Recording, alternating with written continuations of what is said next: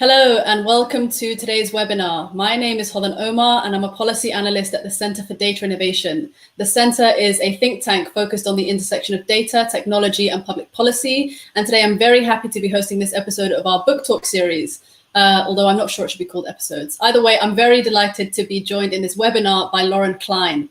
Lauren is an associate professor of English and quantitative theory and methods at Emory University, and she's also the co-author of Data Feminism alongside Catherine D'Ignazio. Lauren, first of all, thank you so much for being here. It's a really interesting book, and I'm excited to hear your thoughts on our discussion today. So one of the core messages I took from the book is that data science is a new form of power that we can use to challenge injustice. And you go through 7 principles of data feminism that offer strategies from feminism that data scientists can use in their own work towards injustice. For everyone joining us today, this is really meant to be an open, interactive session, so your comments and questions are welcome. If you're joining online, you can submit your questions on Slido, and if you're on the centers page, there should be a link at the bottom to Slido. And for those joining from YouTube or Facebook, there should be a link underneath the video in the description. Lauren, thanks again for joining us and for taking the time to talk about your book. The floor is yours. Thank you so much, Hodan, for that kind introduction. So what I'm going to do, oh, perfect. Those are my slides. So thank you everyone for joining me. Those of you in the Northeast corridor, I hope that you are, well, I guess everyone is home now, but I hear there's snow up your way. I appreciate your taking the time on this Wednesday to listen to me. So I'm here to talk to you about this book, which you can also see an image of on this first slide right here.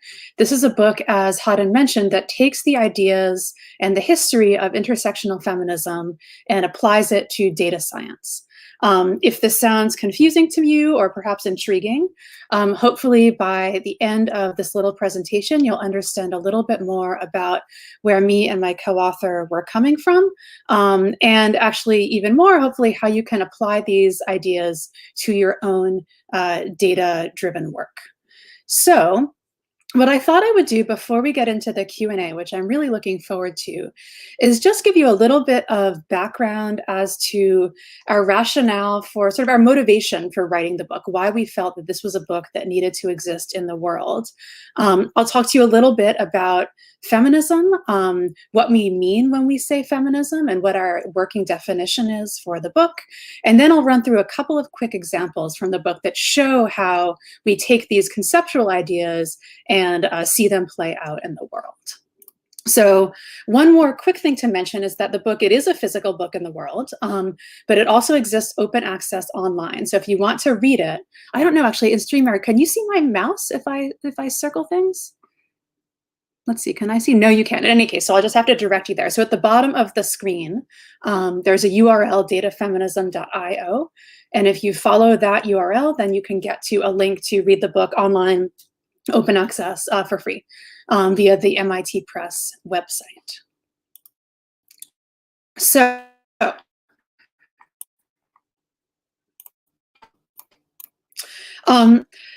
my co-author and I, we see data feminism as part of a really growing and rich body of work that is collectively working to hold corporate and government actors accountable for all sorts of racist, sexist, classist data products. And so you can see some of the other books and reportage that we ally ourselves with in this project. These scholars and journalists and artists have done a lot of the work to call attention to things like face detection systems that can't see women of color, hiring algorithms that demote applicants that have an all-women's college on their CV or resume, search algorithms like Google that circulate negative stereotypes about Black girls, all of these things and more. And what we say in the book is whereas corporations and governments tend to see data as the new oil, and they mean this in a good way, and that it's some sort of untapped natural resource that, if it's processed and refined appropriately, can be converted into tremendous profit. The people on the other end of what really is this extractive system, because if we're talking about oil and that metaphor, that's really what it is. It's a process of extracting of resources. These other people, women of color, Indigenous people, immigrant communities, LGBTQ folks, and more, experience this very same process as an instance of the same old oppression. And as I said before, we are by no means the first people to have made the case that this oppression is real, that it is ongoing, and that it's really necessary to dismantle. But what we bring to this conversation about data is a focus on feminism. And feminism, as it turns out, has been thinking about how to dismantle oppression for a very, very long time.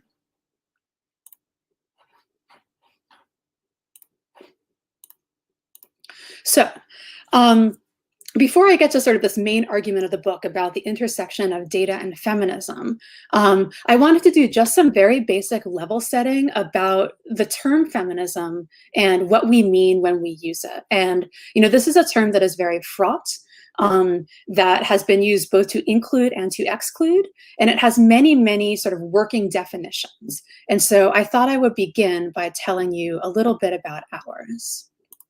So, at its core, feminism is a belief in equality. You see here a definition that actually comes from Beyonce. She has a song about feminism that comes from Flawless, her album that came out at this point kind of a while ago, where she actually quotes this definition. It's sampled, longer story there, but you hear in the sample, this definition: the person who believes in equal rights for men and women, to which we add trans and non-binary people. So you get this at this basic sense. Feminism is this belief in equality. The dictionary also gives us a second definition, which is organized activity on behalf of women and trans people's rights and interests. So from this, you can take away the idea that feminism is also a political action, sort of the required steps that are necessary in order to achieve the equality that is envisioned in that first definition. And then there's a third definition, which is the set of theory and ideas. And these theories, they began by thinking through issues of inequality with respect to sex and gender. But what has happened over the past, I would say, sort of 40 years of scholarship, and then also just sort of living in the world, is that people have realized that when considering issues of inequality, you need to bring many different dimensions of inequality into the conversation. So these include issues of gender inequality, but also issues of race, issues of class, issues of sexual orientation, issues of ability, and more. So this brings me up to this idea of intersectional feminism. And this is actually probably the most important takeaway from the presentation thus far, which is that when you're talking about feminism right now in the year 2020, you must be talking about what is called intersectional feminism. So this is a term, it may be familiar to many of you. It was coined by the legal scholar Kimberly Crenshaw, which uses to explain how social inequality cannot be described by only one dimension of difference, like gender. So when we're talking about inequality or oppression, we must be talking about the intersection of the many factors and forces that produce it. And she means this, actually, this is a very literal metaphor. She means like a physical intersection in the street. So we need to be thinking about things like racism, classism, colonialism, and so on. But a key thing to understand about intersectionality, and this is actually something that's often overlooked in the sort of popular invocations of the term, which we actually are seeing increasingly right around now, is intersectionality doesn't just describe markers of identity. It doesn't just mean, for example, like I am white, I am a cisgender woman, I live in the US South, in the global North, I am a tenured professor. Like, it doesn't just mean these sort of aspects of my identity. What it describes are the structural forces of power that make these aspects of my identity matter. It describes the root cause of the oppression that people face as a result of their sort of intersecting identities on the one hand, and the privileges that others, or those same people in different contexts, face in other situations. It's really invested in the question of power. And it has been the work of women of color feminists in general, and Black feminists in particular, that have foregrounded this conversation about structural forces, about root cause, about this idea that it is power that produces the unequal effects that any particular individual or group experiences. So, in short, intersectional feminism, which provides the underlying framework for our book, it's not just about women, it's not even just about gender, it's about power. It's about who has it and who doesn't. And in today's world, data really is power. You see this in the idea of data is the new oil. And you also see this in the idea of data as the same old oppression. And so intersectional feminism, when applied to data science, can help that power be challenged and changed. And so our basic argument of the book is actually that data science really needs feminism, and intersectional feminism in particular, if we ever hope to overturn these power imbalances. So in writing the book, Catherine and I should back up and say, I think I never named my co-author, which is a horrendous oversight. My co-author is Catherine D'Ignazio. She's an assistant professor of urban science and planning at MIT. And I'll give you her info at the end of this talk as well. But in any case, Catherine and I, in writing this book, we had previously done some shorter work on the subject together, but what we pretty much did was sit down and asked ourselves sort of what have we learned from all of our schooling in feminism, both sort of through all of our many years in the academy, but also in our with our experiences in various activist groups that we've been involved with, various community organizations. And we came up with these 7 principles that to us really encapsulate the most important aspects of feminism as they relate to data.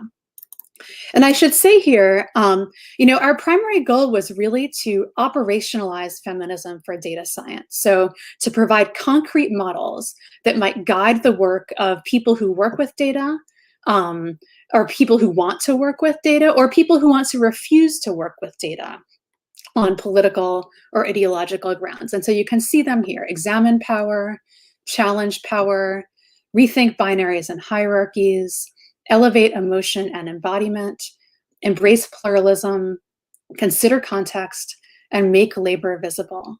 And in the book, we have actually one chapter devoted to each of these principles, where we talk a little bit about the theories that are underlying these principles. And we try to sort of take a sort of tip of the iceberg approach, where what we describe is really informed by a lot of really rich and complex, and in my opinion, really sort of important and powerful thinking.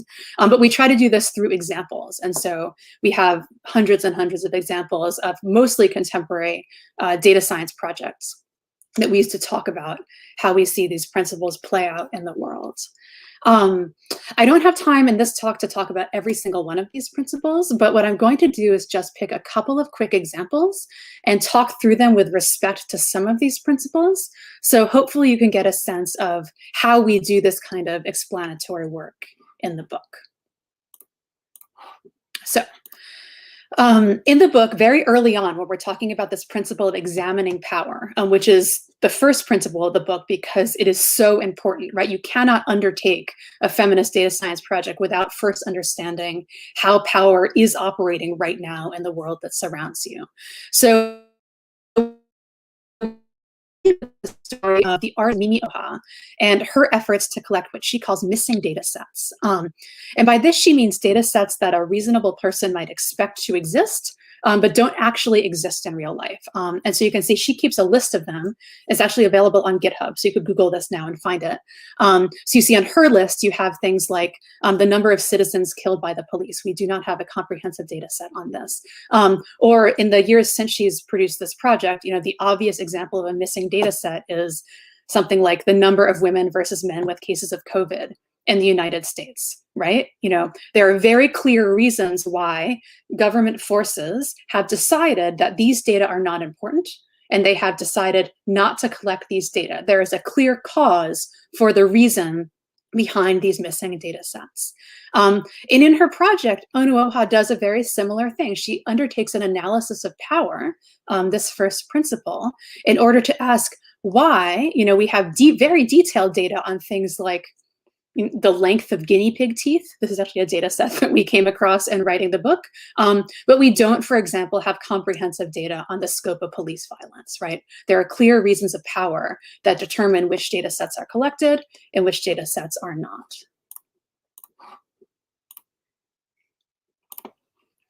But feminism, if you remember from my little brief précis of the term earlier, also involves action. And so we have the next chapter about challenging power, the steps that you can take in order to push back against these forces of power that might sort of overdetermine what research is undertaken and what is not. And one of the examples we talk about has to do with the issue of feminicide. This is the gender-based killing of women and girls. And we use the example of feminicide in Mexico because we were able to speak to someone who is working on this project there, but this is an issue worldwide. And in the book, we tell the story of a woman named Maria Salguero. She resolved to head straight towards this problem of missing data and collect it herself. This is what we describe as a feminist counter data collection strategy, collecting counter data in the face of an institutional abdication of responsibility to collect data on this significant and serious issue. One way to fill that gap is to do it yourself. And there's a lot of caveats that we could add to this idea that creating more data on a particular issue is always the answer, but I'm trying to do this quickly. So we'll leave it there for now, and I'll talk a little bit more about the ways in which this could be more complicated a little bit later. So just one more example. Actually, no, I have two more examples. So this example has to do with the ways that feminism doesn't just help us identify issues to address, sort of issues relating to inequality or power imbalances in the world, but it can also inform the process of doing data science work. And this principle derives from the feminist philosopher Donna Haraway's idea of situated knowledge. Her view that the most complete knowledge comes from bringing together multiple perspectives. So in this model, knowledge is not top down, like not actually like me lecturing at you, but actually is created through dialogue and exchange. And her argument, which we agree with, is that this idea that knowledge being created through exchange and conversation and the pooling of these individual perspectives ultimately results in a more complete picture of the overall problem at hand. And we actually see this in the example that you see here. This is the Anti-Eviction Mapping Project. That's the large image that you see. They're also known as the AEMP.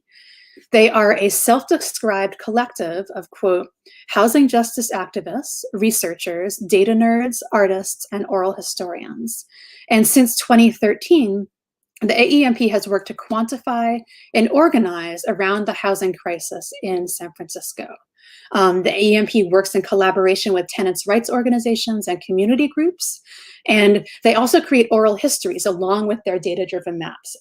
That's what you see here in this narratives of resistance and displacement map. So each of the blue dots, if you click on it, leads to a video story of a single person or a family who is facing displacement from their home. So that's what you see in the screenshot embedded on the slide.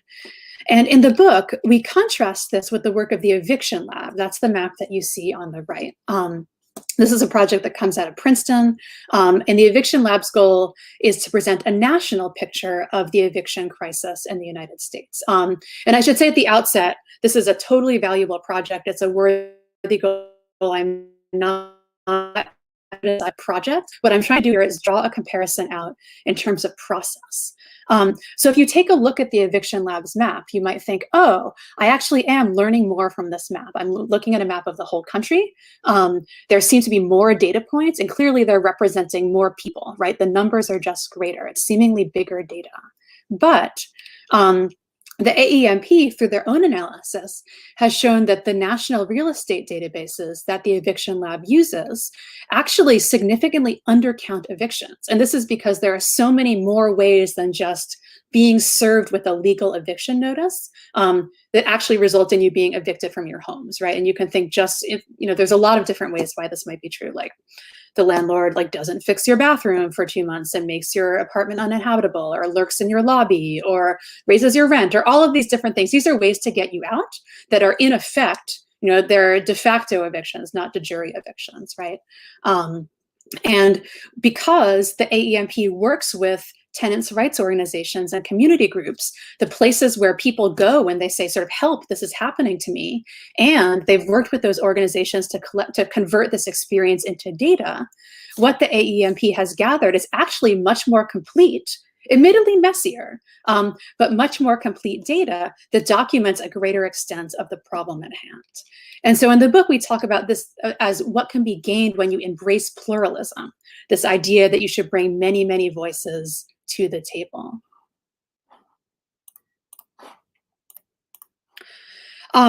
And data feminism principles, they apply not only to collecting data or even analyzing data, like I was talking about a little bit in the previous example, but also they relate to the visualization and communication of data. One of the key contributions of feminist thinking, and this goes back to sort of very, very early feminist theory, is to dismantle false binaries.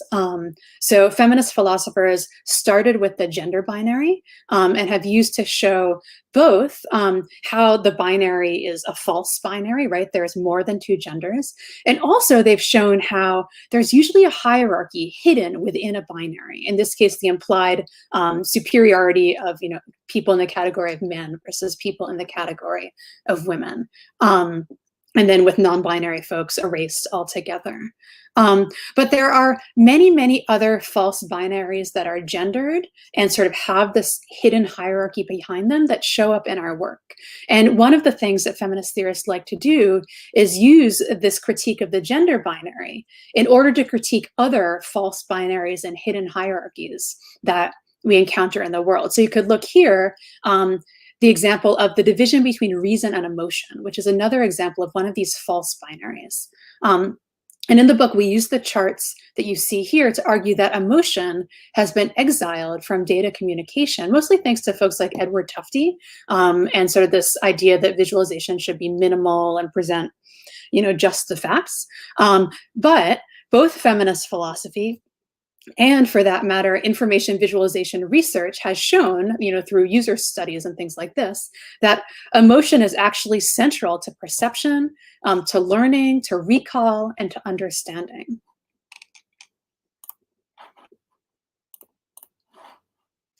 So this sort of brings me to the last major point that I want to make before the Q&A.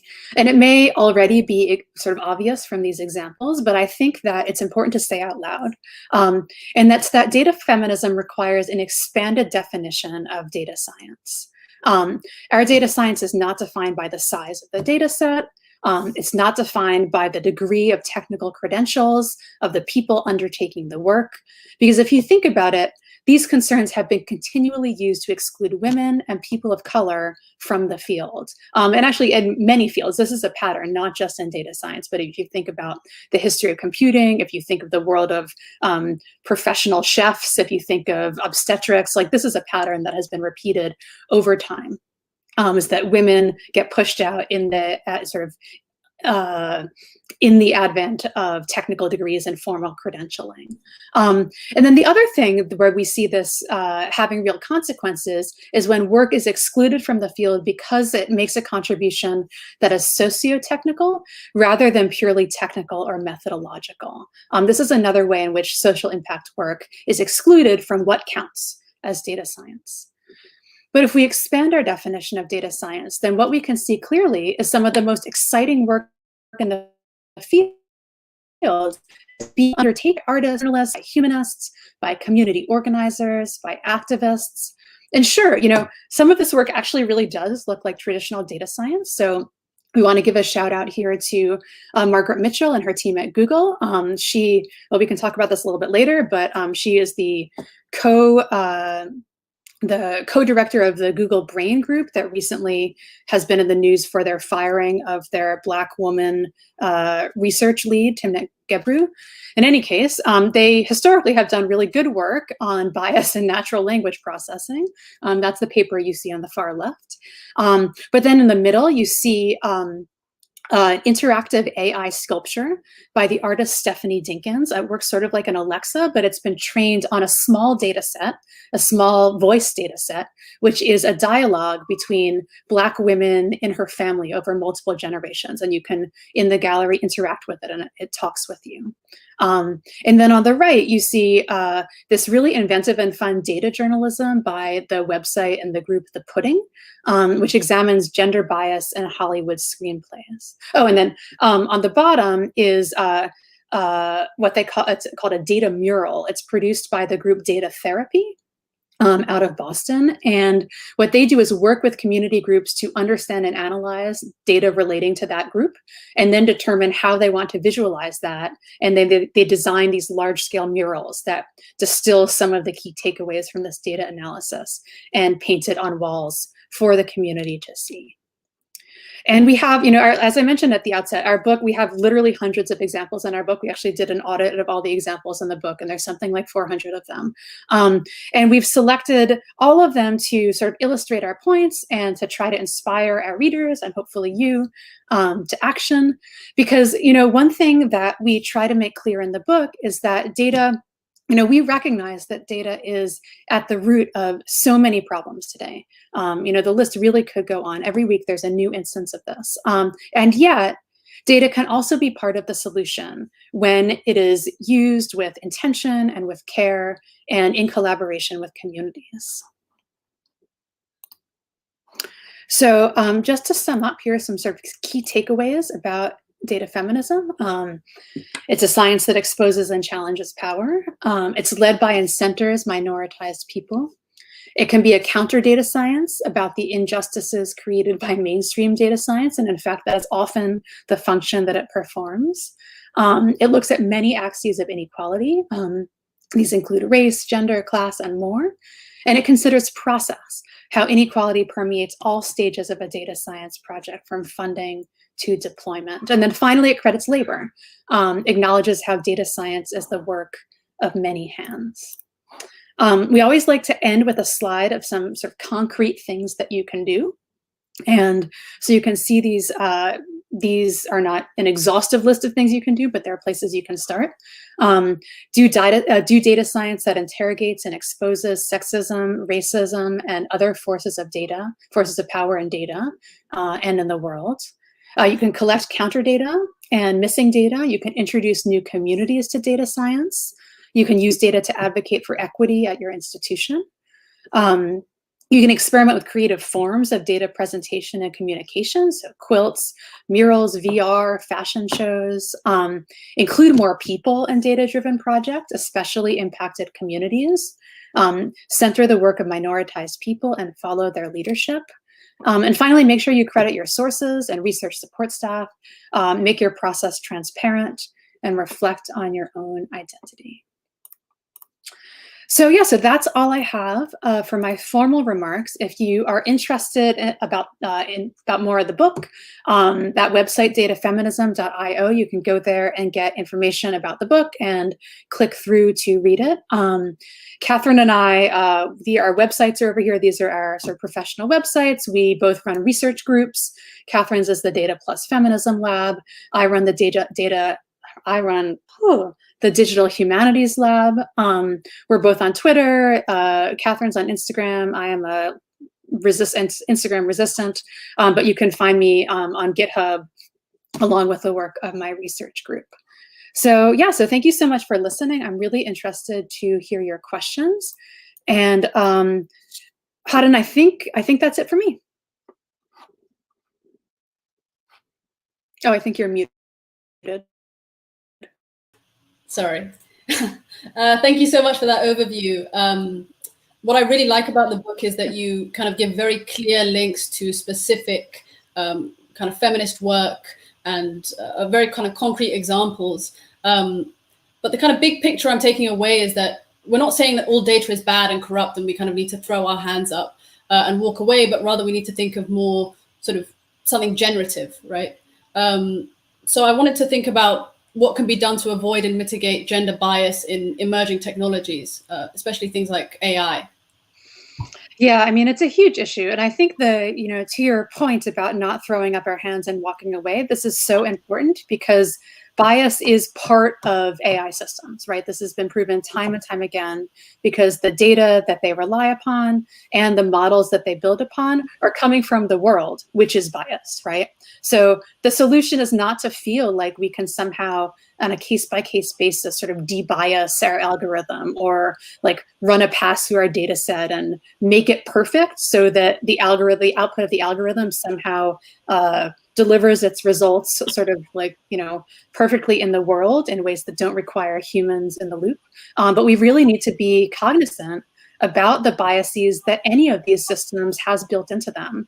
And as a result, think really, really hard how we're going to deploy them, what data we're going to rely upon in order to use them, how we're going to make their workings more explainable, how we're going to be able to let these algorithms remain accountable to the communities that they seek to support. It's like one of the things is like we need everything, right? These systems are so pervasive, they're incredibly complex, they're incredibly biased, that we need all of the approaches that we know how to deploy in order to ensure that they are used equitably, appropriately, and with accountability. A lot of the work in the book also speaks to the concept of provenance, right? Broadly, where did data come from? How relevant is it to the inferences of the present situation? But ideally, you would want data to be disseminated to all the services that can kind of extract value from it, whilst also allowing the users to remain in control of that information. How do you think we can contextualize data enough so that it's granular enough, but also ensuring that it can be used in multiple ways, including those that we might not have thought about when we were collecting the data in the first place?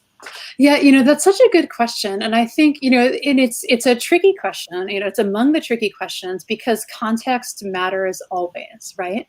And so the impulse is, especially when you've taken so much effort to collect data on something that you think is so important or a group that you think is so important, people, right? The impulse is to share this so that other people can make use of it. But you never really know how this data will be used outside of the use case in which you intended it. And I think, it's also tough to reconcile, I think, with the sort of the open data movement and this belief that like data wants to be free and that having data be open and accessible is sort of an unmitigated good. And so I think there always needs to be this thought process before you go about releasing your data set to the general public, or even for research sort of outside of the initial project, thinking about the potential harms, right? Thinking about how this data might be used, by others who don't share your intentions. And if there is the case for potential harm, then do not release it, right? Then there's like some data just is not meant to be widely circulated. With that said, I do think that there is a couple of really good models that are coming up now that provide really good guidance, both for people who are planning to release their data and for people who have decided to work with pre-existing data sets that they themselves did not personally collect. And some of these are, I think Microsoft Research has a paper called Data Sheets for Data Sets. And actually it was co-authored by Dr. Gebru, who's the person I was talking about before, who has been summarily dismissed from Google recently. But it's this incredibly valuable paper. I teach it in every single one of the classes, sort of my data methods classes, my applications classes. And essentially what it is a series of really detailed questions asking you about every single step of the data processing or sort of acquisition, development, and processing pipeline, so that even if the answer to certain questions is like no, or I don't know this information, you enter into a data analysis project with the knowledge of both sort of what the data tells you and then what the data does not. And that's probably the one that I personally find most useful, but there's a couple of other models that sort of try to do the same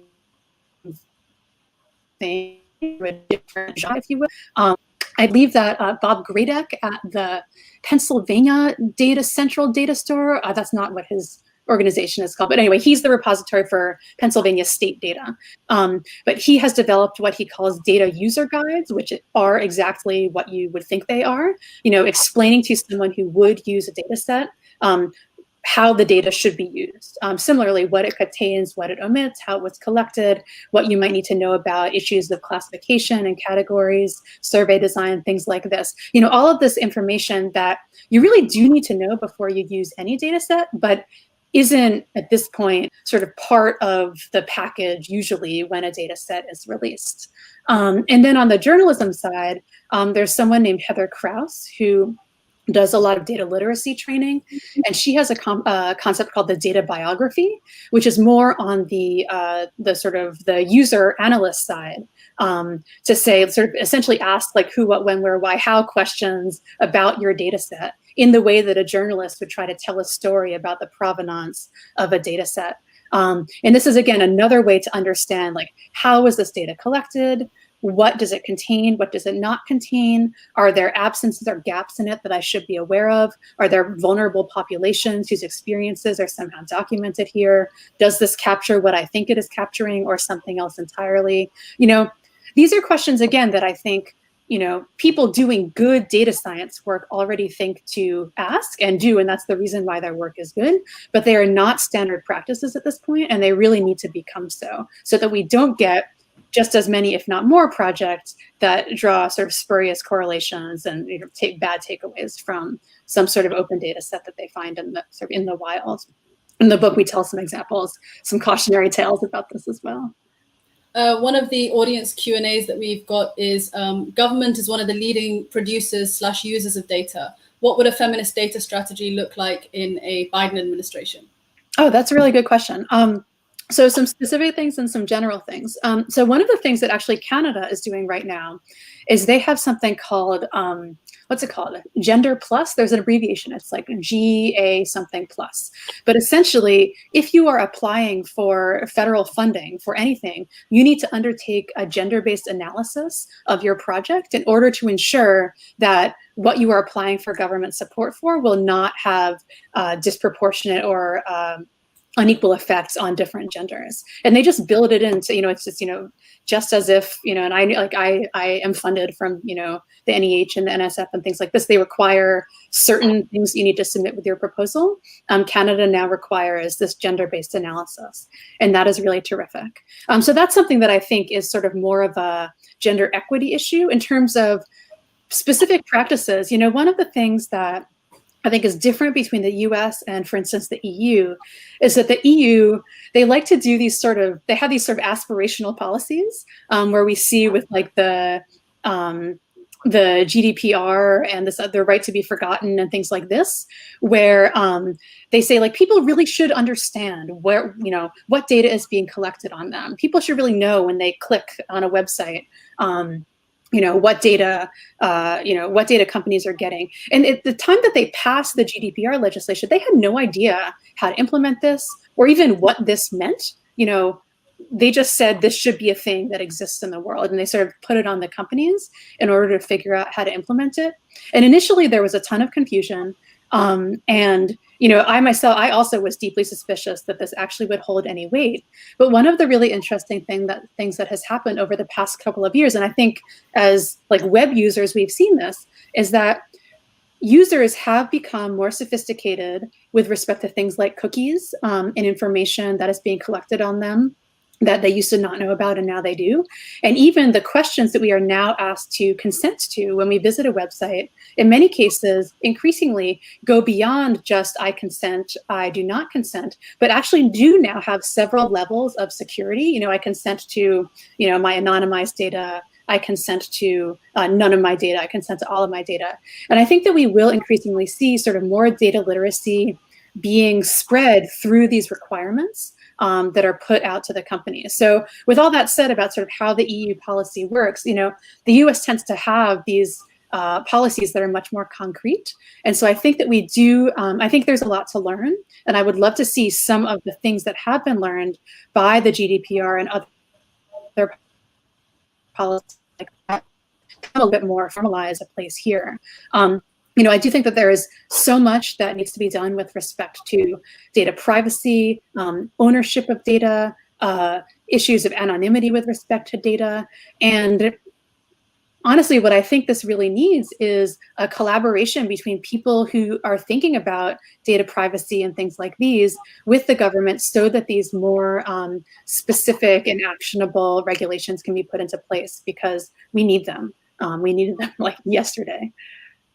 As you know, as we work on these things, how do we balance you know, objectivity and what it means to be kind of to have feminist objectivity in these sort of conversations as we move forward? Yeah, that's a really good question, like this question of objectivity. And one of the, you know, it's interesting having sort of done a lot of talks like this and promotion for this book, you know, we get asked about this a lot. You know, does this mean that we can't trust data, or that you're just asking everyone, you know, does it mean everything is relative? And the answer is, you know, absolutely not. You know, we are all invested in working towards sort of some sort of sense of how things are in the world, you know, like a capital T truth. You know, this is something that we are all working towards. But the feminist perspective on this is that it is very rare for there to be anything that is purely objective that isn't already affected by the context in which it was produced. And again, this is not to dismiss this as sort of not useful or not science or not factual, but rather to say we always need to be looking at the context in which this particular data set was produced so that we understand it better, so that we understand it more deeply, and we understand what it tells us, and crucially, we understand what it doesn't tell us. And if we ask these questions, what it ends up resulting in is better data science, because we do not, you know, over-apply our models to data or populations that weren't included in the original sample. We do not make claims that cannot actually be substantiated by who is included in the data set. And I actually think that one of the things, you know, COVID has been so terrible in so many ways for pretty much everyone. But one of the things that I think has been interesting and has, and sort of the collective and public nature of the discussion, especially about these vaccines, has brought to the public eye is exactly this. Like when we're looking at all the data on the vaccines, we are asking questions like, you know, who's been in the trial, right? Like what ages were they tested on? You know, when you say this is 95% effective, what does that number actually mean? These are the questions that are sort of motivated by a feminist approach to data science, by asking these questions about like who's in the data, how is it collected? You know, when we see, you know, for instance, in the now I'm blanking on the name of the vaccine company that did the screw up with the dosage. And so they released these numbers that were kind of confusing. And then they had to go back and say, actually, it was because we sort of messed up and we gave the half dose to people first, and then we corrected our error. You know, these are questions that a closer look at the data, that not sort of blind acceptance of the data as fact, sort of in and of itself. These are the things that can result when we take this more contextualized approach. Mm-hmm. A lot of public agencies, you know, and organizations like the WHO are coming out with infographics as well. And one of the Q&A questions we have is, emotive language in infographics is often used to intentionally frame and push the reader's view. How should we ensure that they are ethically responsible?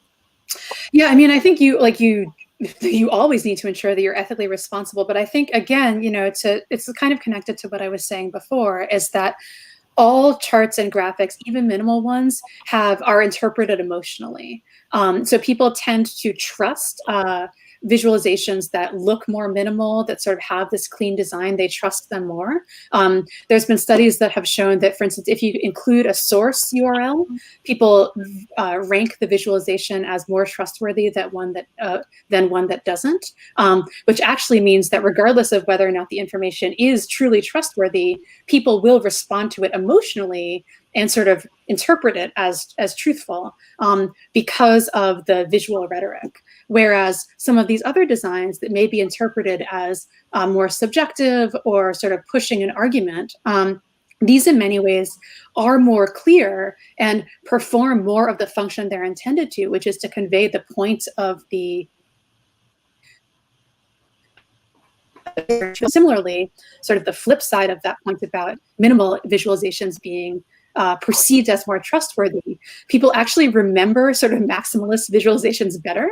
So there's been interesting research. This is by Helen Kennedy in the UK. I think she's at University of Leeds, maybe Sheffield. Anyway, But she's done some really interesting research where she shows groups, different visualizations of the same data, and then 2 weeks later, she goes back and says, "What do you remember about these images that you saw 2 weeks ago?" And people really do remember the visualizations that are customized, that do have illustrations, much more than any particular bar chart, which tends to recede into the background. And so just to sort of circle back to this point, I would just say that we need to be, as visualization designers, which I do for my research, we need to be so careful and ethical about the message that is being conveyed and make sure that it aligns with the method of visual communication, because like it or not, the things that we produce will be interpreted subjectively and emotionally as much as they are with respect to the data that we're attempting to try to present to an audience. We also have a quite an industry kind of focused question, which is, how should companies support data feminism?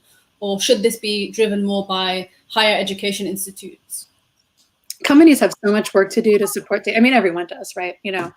But there's a tremendous inequality in tech broadly, in data science in particular, both with respect to project teams, and sort of who is designing and developing these projects, and with respect to how these products are deployed.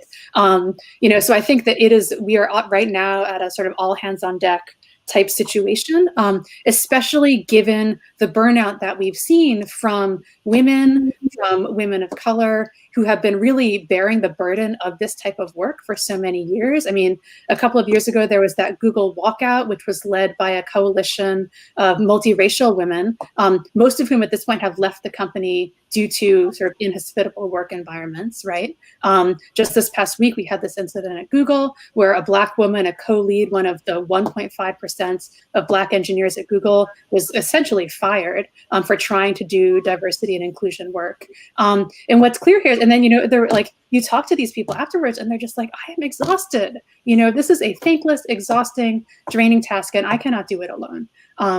And we do not need, what we do not need is the burden being placed on these couple of individuals to solve what are essentially global problems. I mean, they're not even at the corporate level because these technologies are being pushed out around the world. So there just needs to be so much more awareness. There needs to be conscious steps. There needs to be real allyship, not just meetings. And people really need to sort of, put their money where their mouth is, and really take some concrete steps to try to achieve more equitable products.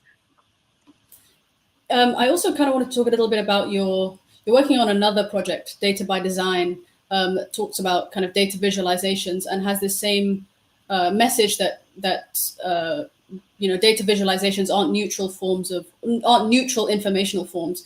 So I was wondering about this, how this conversation, works when we're talking about voluntary open source platforms, places like Wikipedia, and companies and institutions that are using open source voluntary platforms as data sources.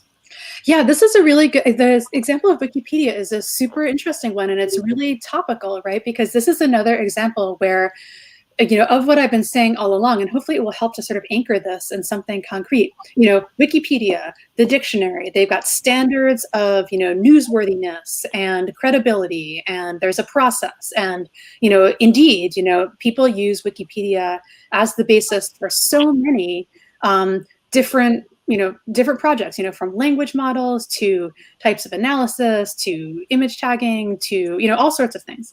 And yet Wikipedia is not a neutral informational source, right? So, top to bottom, it is fraught with bias. We've seen things like the percentage of men editors on Wikipedia versus women versus everyone else. It's highly disproportionate, which both sort of is a cause and effect of these sort of larger structural inequalities that essentially overdetermine so much of the content that is produced in the world. This means, on the one hand, because it is predominantly men who are the editors who can approve articles for Wikipedia, more articles about subjects that are determined by men to be sort of newsworthy or notable are approved. So this exacerbates of versus women on Wikipedia. It's an incident. Maybe last year, it was the person who won the Nobel Prize for Physics or something like that, who was a woman.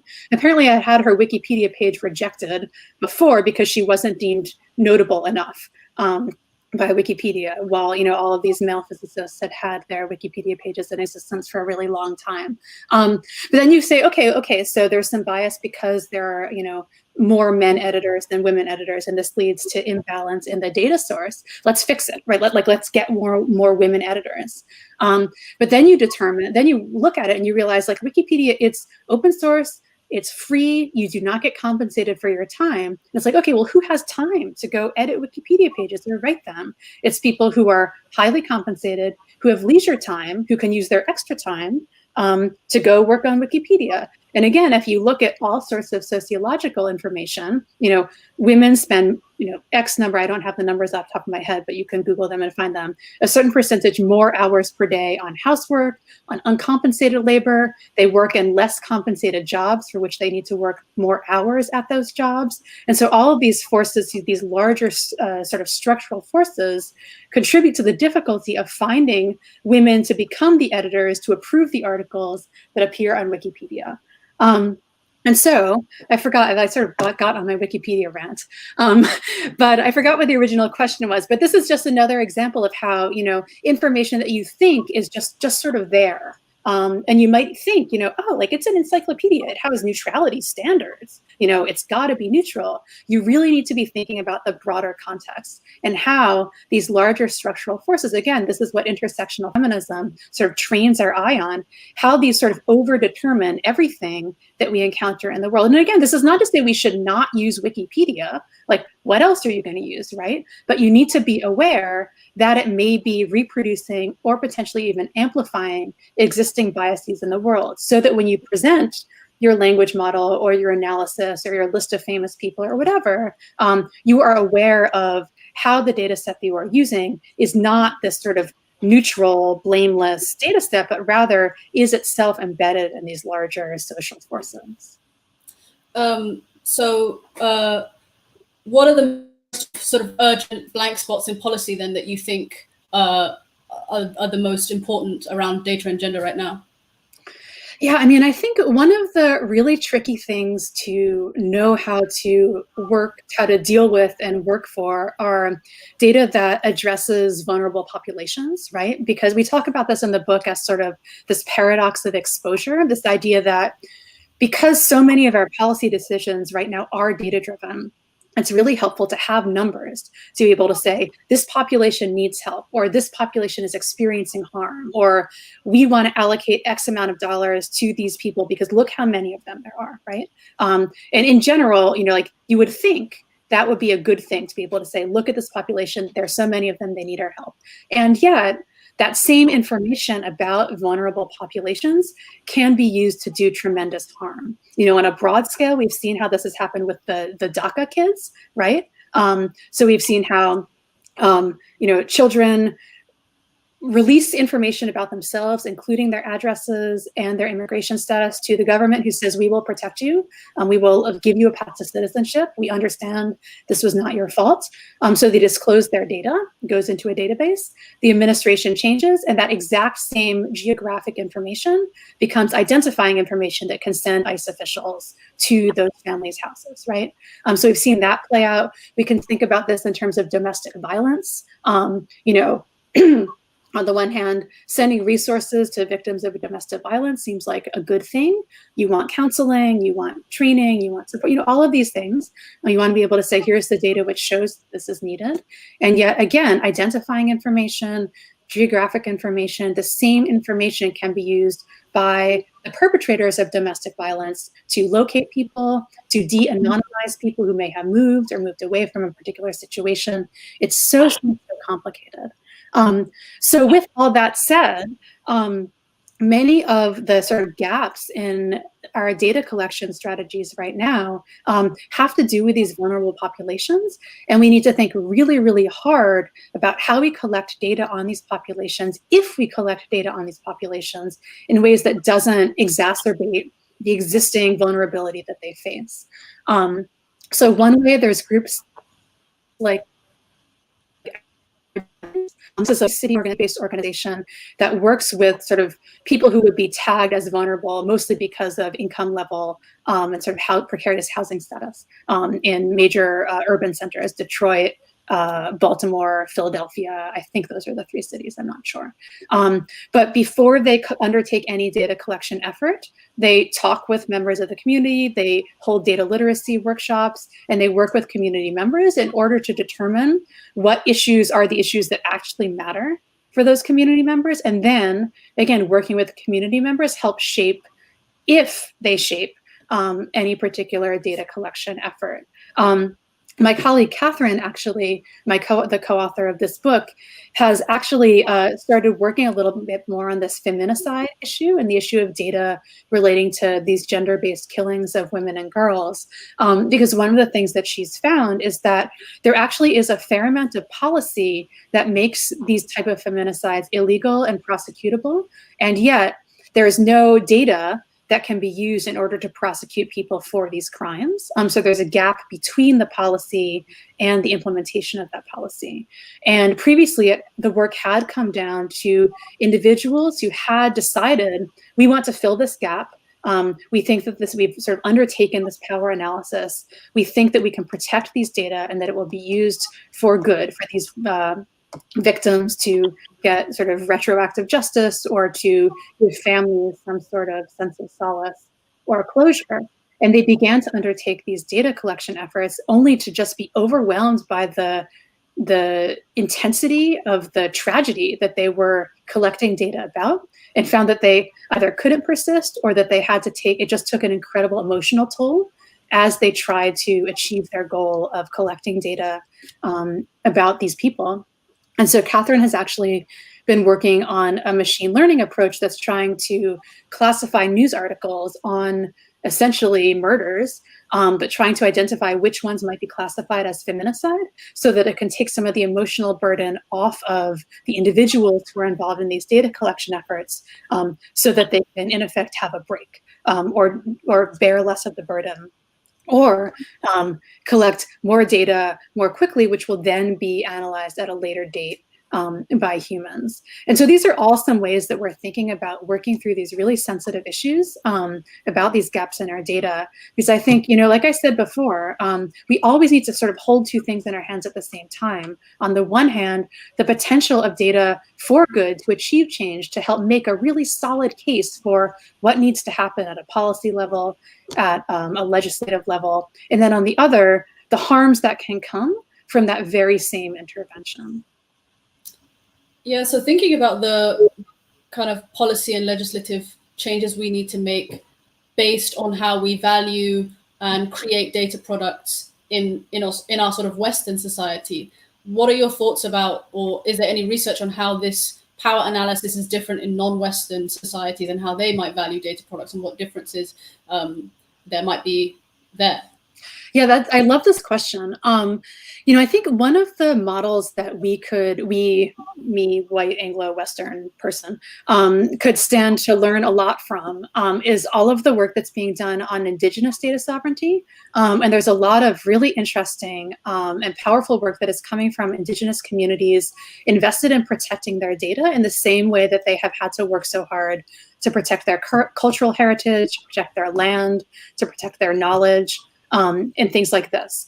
And so there are both sort of protocols. There's something called the Indigenous Protocols Working Group, or maybe it's the Indigenous AI Working Group that has developed this sort of policy on Indigenous protocols. But essentially trying to ground a lot of data practices instead of this sort of extractive model that I began my talk by talking about, in which information is extracted from one population to another in this very unbalanced way, which, by the way, totally mirrors the way in which natural resources have been extracted from Indigenous communities and their land, right?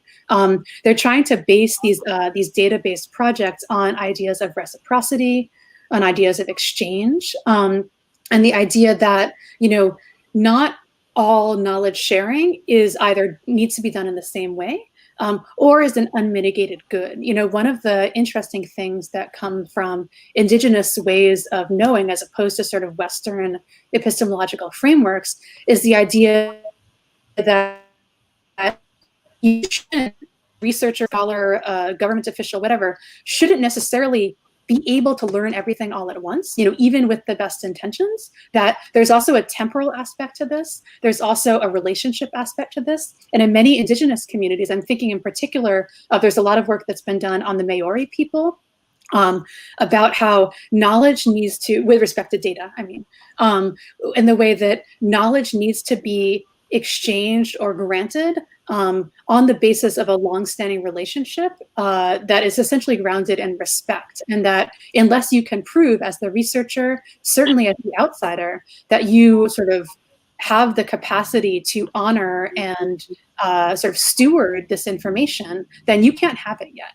And then the same thing that, along with that process is the idea that this needs to be a long-standing, enduring relationship. Also, what are you going to give back if you are taking this thing? And sometimes it can be, the output of the research. Sometimes it can be, if you're making money on a thing, giving that money back to the community. But I think sort of starting from a questioning of a lot of these basic assumptions that we have, that, again, coming back to our question about openness, about freedom, about, more being better, that faster is better than slower, really questioning these foundational assumptions that we have, that we come into most data sets and data products and data projects holding. Thank you so much. That brings us right to the hour on the dot, so that was perfect timing. Thank you so much, Lauren. Thank you to our audience for submitting all your great questions. You can find a link to Data Feminism on the event page website. And thanks again. Thanks so much for these questions, and thanks everyone for listening.